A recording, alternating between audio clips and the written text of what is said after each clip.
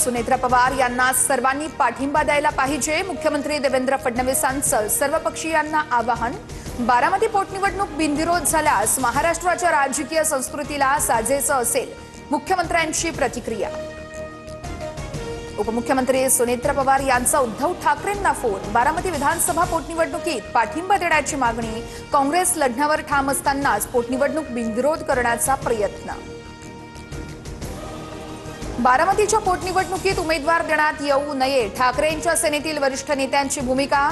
आज किंवा उद्या अधिकृत भूमिका जाहीर करणार, तर राहुरी पोटनिवडणुकीसाठी स्थानिक पदाधिकारी आग्रही।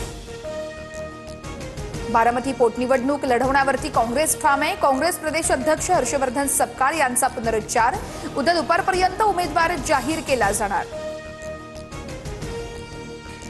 सुनेत्रा पवारांनी निवडणूक आयोगाला दिलेलं पत्र मागे घेतलं जाणार नाही, राष्ट्रवादीतील बड्या नेत्याची TV9 मराठीला माहिती। पत्रात 10 मार्च पर्यंतचे पत्रव्यवहार ग्राह्य न धरण्याचा उल्लेख।